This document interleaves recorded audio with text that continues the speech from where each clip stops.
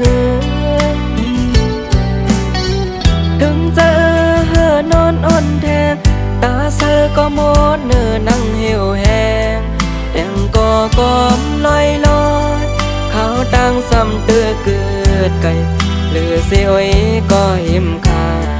ลาดต่อสู้ยุ่มอ่อนกูเอาตัวเธอจ่อเป็นวันลัดคำคงมาก่อนตากว่าถึงที่เยื้องไม้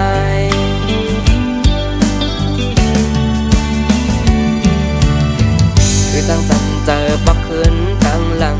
เด็กสืบป่าก็เส้นดังมืดตันไว้ทางได้เหมือนนั่งตั้งเอ็นอันเล็กไล่ดุกไล่หยาบหาบการผู้เจอ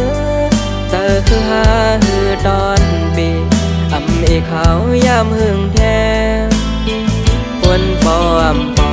ทองกับสังอำดอนเมื่อนางเจอ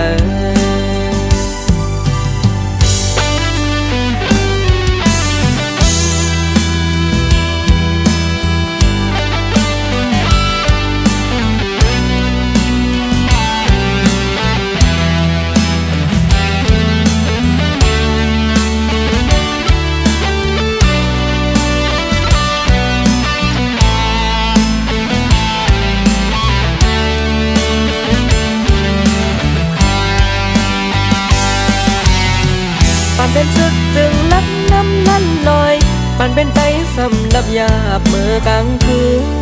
สิ่งกองสืนยามโอนอาปันเป็นก็ซื้อไล่ทุกไล่ยาบเหือเย็นจมลมไล่จมไล่ก็พองเมื่อแหลดไม่เคยดันเลยมองเปิดขิงผลมาจังซ้อมหูซ้อมหันเจออ่อนหา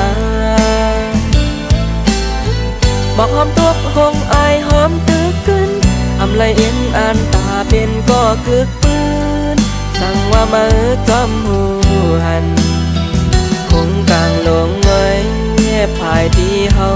เคยเป็นมองอยู่วันใต้กาดเย็น